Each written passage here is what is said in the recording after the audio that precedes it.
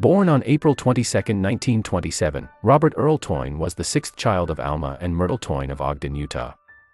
Spanning nearly a century, his life is a remarkable story of resilience and faith, set against the backdrop of the seminal events of the 20th century.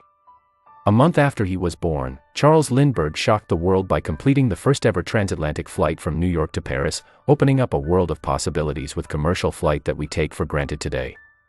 In October 1929, when he was just 2.5 years old, the stock market crashed, leading to the Great Depression, the worst economic downturn America has ever known. His early years were marked by the hardships of the Depression era. Despite the financial struggles, his childhood in Ogden was rich with experiences that shaped his character. So I grew up in Ogden during the Depression years. I can't remember in the Depression years of anything except I always wore a pair of overalls and a pair of heavy shoes, and if they wore out, Dad was, when he come in, I started to work for the Globe A1 Mills as a what they call a miller, but he would bring home pieces of leather that were off of a broken belt or something, and he would resole our shoes when they wore out. Very seldom did we get I can't remember getting a new pair of shoes until I grew out of the others. Not too big. As an 8th grader, he was involved in a serious accident when he was riding his bike to school. When we went down, I always stopped in front of Ron Belknap's house, and he'd get on and we'd ride to school together on our bikes. Well, this one morning, I started to pull into Ron's driveway, and a high school kid that was happened to be driving his dad's car, which was very, very unusual in those days. But he was a senior in high school, and he's pulling over to impress his friends, and he stopped to pick them up and to give him a ride to school, to Ogden High School. And he says he didn't see me, but I was pulling into that driveway and he hit me sideways with his car and really messed me up. So back problems, I've had back problems the rest of my life from that accident. At age 14, he remembers vividly the day Japan attacked Pearl Harbor, launching America into World War II, the greatest global conflict in the history of the world. But Dad and I went to church, and we were just coming back from church, from priesthood meeting, and then we had priesthood meeting early, and then there's a break, and we have sacrament meeting in the afternoon or evening. And we just come back, and we heard, got home, and Dad turned the radio on, and heard him say that the Pearl Harbor was bombed and all this stuff. So Dad took me, and we went out and got the railroad car, or the street car, and went down into Ogden and got a what do you call it, an extra newspaper. Dad wanted to read about what was happening. And the only thing I remember what was in the paper was the front page. I can remember, and back there's nothing in your newspaper that was anything but black and white, except this one day that on that paper was 3 letters, W-A-R, war, and it was printed in red. In 1944, World War II raged on, and at 17 years old, he received permission from his father to join the Navy.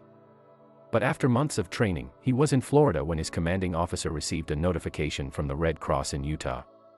The telegram said that Robert's father was in the final stages of ALS, or Lou Gehrig's disease, and if Robert had any hope of seeing his father one last time, he needed to get home immediately. Robert left that night, traveling for several days. He even found a flight to Salt Lake City, but bad weather caused an unfortunate delay. But I got all the way up toward almost to Denver, and they found out that Salt Lake City, this is in November now, Salt Lake City was socked in with a snowstorm, a real heavy snowstorm, and all flights were grounded.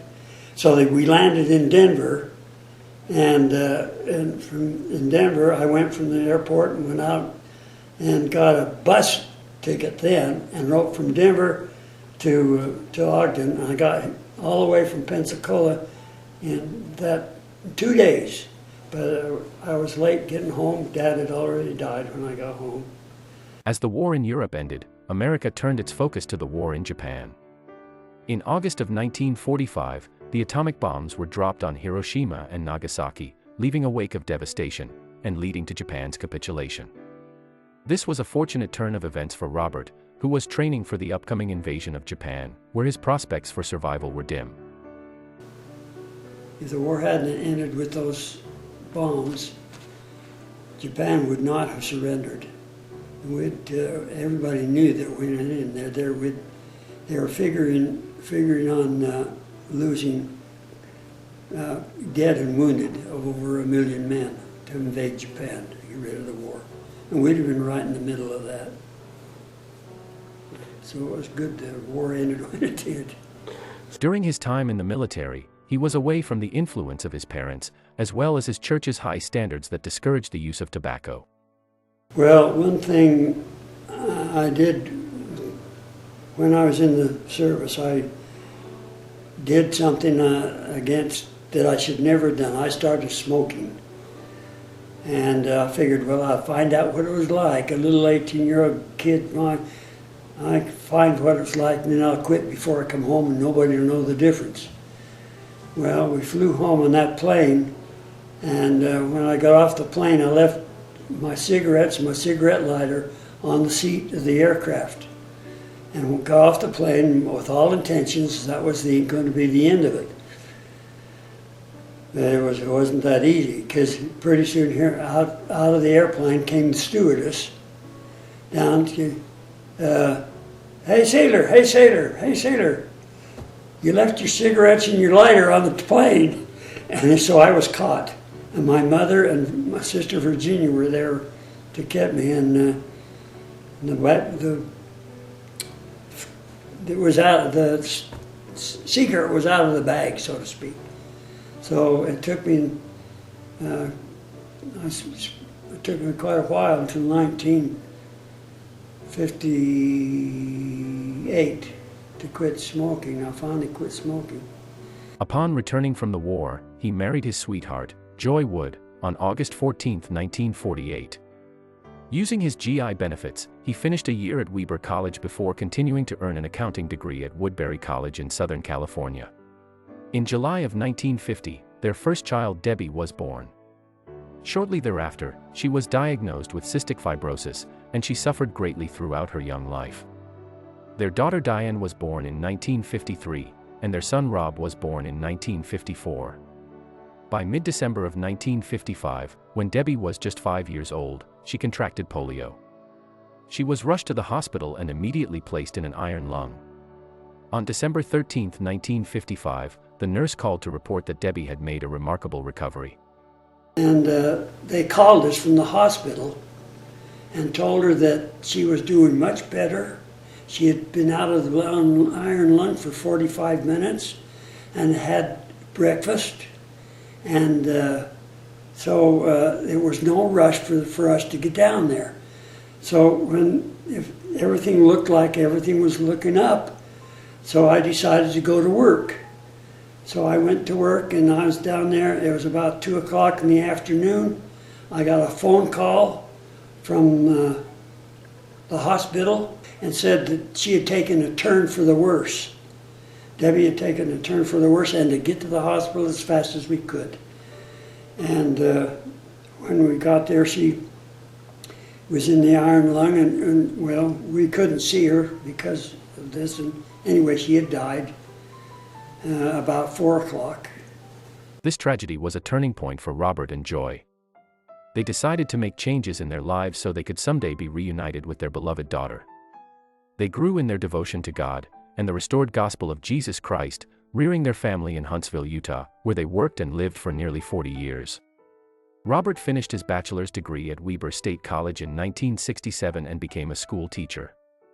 He taught 4th, 5th, and 6th grades for 25 years. At age 65, he retired and then started a new venture. And then we started our nursery business just before we retired from teaching, and that kept us busy for a few years after that, where we really enjoyed our nursery. We really enjoyed the nursery and all the work it did. It was a lot of heavy work, and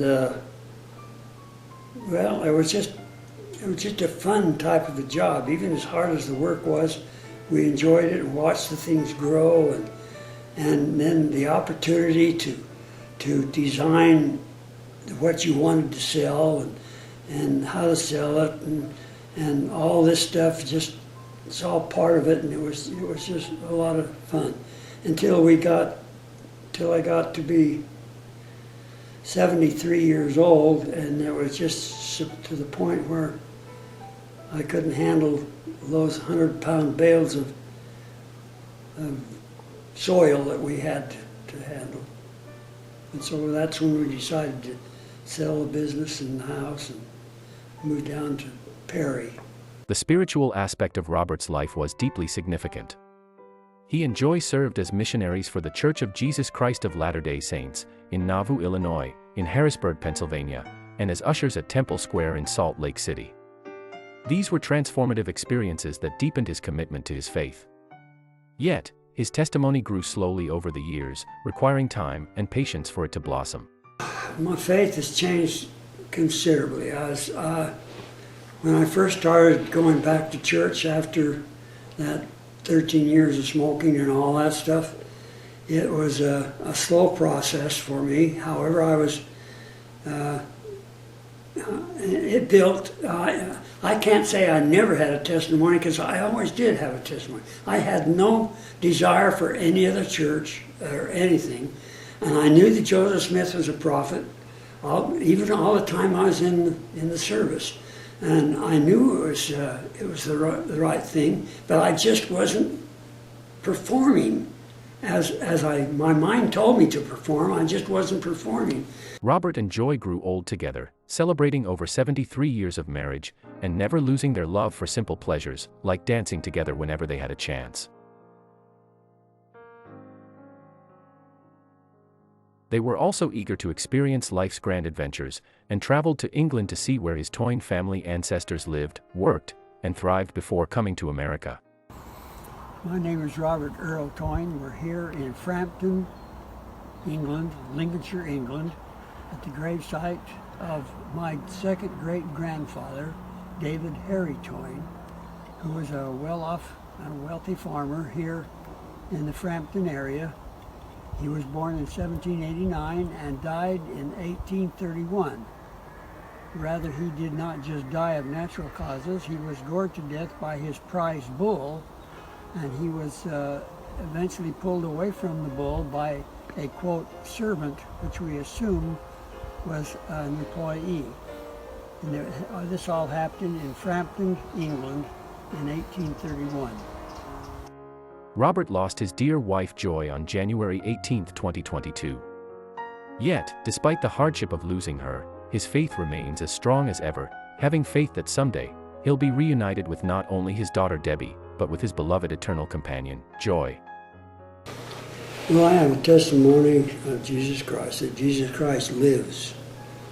He lives, and he gave his life on the cross for all of us through the atonement.